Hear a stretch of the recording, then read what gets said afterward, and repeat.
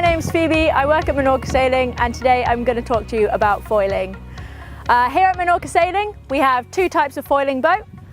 We have the Aero here, which we put an adaptive kit on, and this can be used on any Aero. And we have the Waszp, which is a winged boat purpose-built for foiling.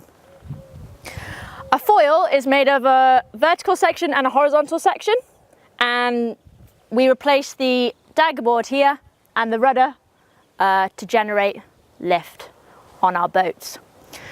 So I'll talk to you a bit about how this works. So we work with the theory that any water particle starting at the top end of the foil here must meet the back here at the same time. But the ones going over the top end of the foil have to travel a little bit faster, which means they're traveling at a lower pressure. The ones going along the bottom don't have to travel as far, therefore traveling at a higher pressure. And this difference in pressure generates lift. We'll move back to our main foil here. Our main foil adjusts our ride height in the boat, and we do this using a gearing system on the top here. Our ride height is how high the boat lifts vertically out of the water. And we can do this in two ways. We can adjust the vertical foil using the gearing system, or we can adjust the horizontal foil here. And the horizontal foil is continually being adjusted as you're sailing using this wand here. So as you're sailing along for takeoff, this wand is all the way up, trailing along the top of the water. When this wand is up, it pushes a little push rod out of the bottom of the foil, creating a greater angle, therefore more lift. As the boat starts to lift out of the water, this wand will slowly start to drop down, which then brings the push rod back into that vertical section of the foil and makes the angle of this horizontal foil smaller, which then decreases the lift a little bit. We'll move back to the rudder foil now. The rudder foil adjusts bow height. So the more lift we have on the rudder, the further down the bow is going to fly. The less lift, the bow will fly higher. We do this using a push rod here and a little thumb screw here. So by twisting this one way, we can adjust the foil so it has more lift. And it does take quite a few turns. So I'll just show you how to engage the main foil. Our main foil, we can adjust the vertical section of the foil using this gearing system here. The further forward we rake the foil towards the bow of the boat, the more lift that is generated.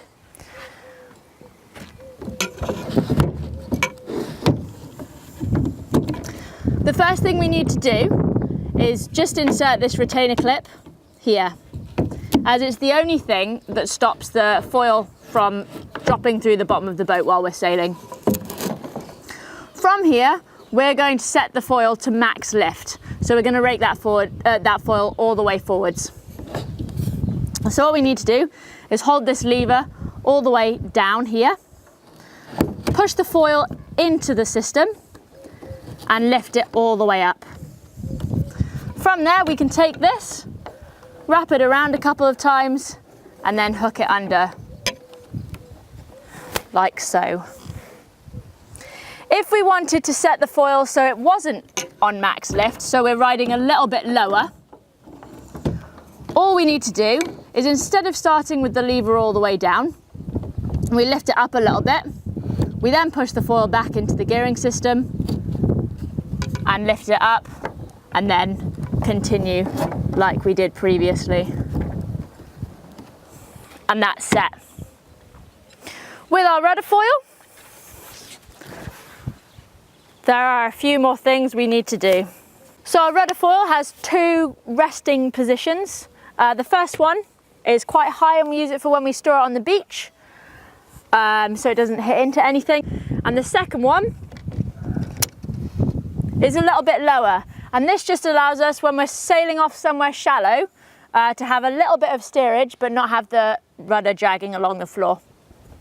So from here, we can drop our rudder foil all the way down, and there's a pin that just goes through this hole here.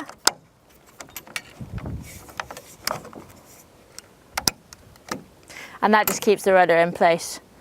There's a retainer clip that just hooks onto this notch here, and that just reduces any movement in the rudder foil.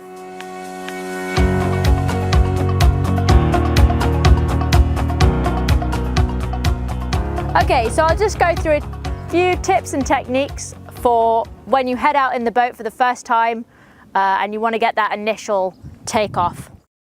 So the first thing we want to think about is sailing angle. It varies a little bit from the Waszp to the Aero. With the Waszp, you want to be somewhere between a close reach and a beam reach, and the Aero, you want to be somewhere between a beam reach and a broad reach. So slightly lower for that Aero to get a little bit more power. The second thing we need to think about is sail trim. So with sail trim, we just want to make sure that we're sheeting in to the right angle of sail that we're on.